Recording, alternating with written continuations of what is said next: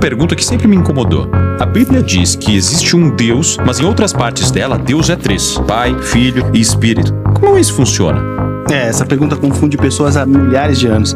E apesar de não conseguirmos explicar totalmente, podemos entender melhor o que é que não conseguimos entender totalmente.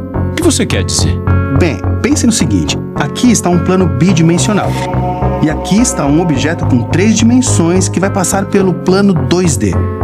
Certo. Dessa perspectiva, o objeto 3D está acima e abaixo do plano. Então, agora faz sentido. Mas imagine que você seja uma pessoa 2D presa no plano 2D. O que você veria? Não sei. O que eu veria? Bem, seria algo parecido com isso. Ah, é? Ok. Dessa perspectiva parece impossível. É um objeto, depois 2 objetos, então 3. Na realidade, eles todos são um. Apenas não de um jeito que você é capaz de entender.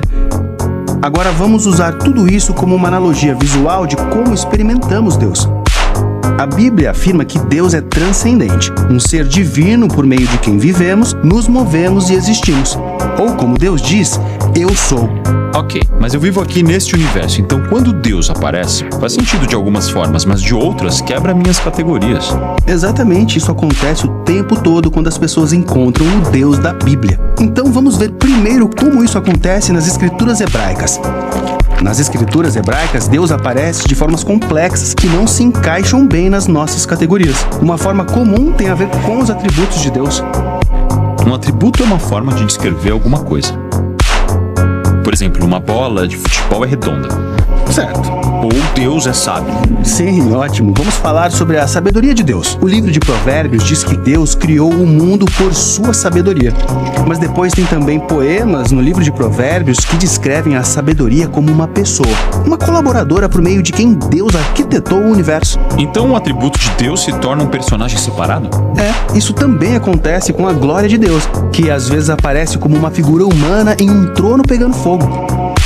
Ou com a palavra de Deus, que ele pode falar para as pessoas, mas que às vezes aparece como uma pessoa.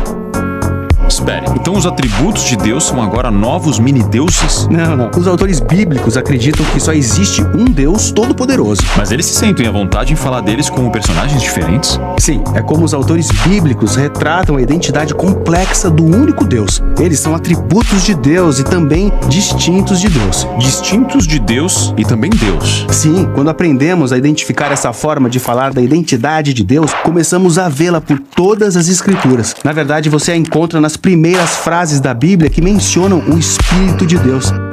A frase de abertura da Bíblia é bem familiar. No princípio, Deus criou... Mas continue lendo. Quem é que vemos na criação se movendo sobre as águas? O Espírito de Deus. Sim, o Espírito se refere à presença pessoal e energia de Deus, com as quais interagimos aqui na criação. Então a Bíblia pode se referir ao Espírito de Deus como distinto de Deus? Distinto de Deus e também Deus é o Espírito de Deus. Mesmo parecendo estranho do nosso ponto de vista, essa complexidade é o que os autores bíblicos estão tentando nos levar a ver. Então, vimos os atributos de Deus e o Espírito de Deus. Agora, vamos fazer nossa última parada explorando a identidade complexa de Deus nas escrituras hebraicas como um personagem chamado Filho do Homem. Na Bíblia, só existe um Deus que as pessoas devem adorar, o que torna essa história no livro de Daniel bem surpreendente. Daniel sonha com uma figura humana chamada o Filho do Homem, que significa um ser humano.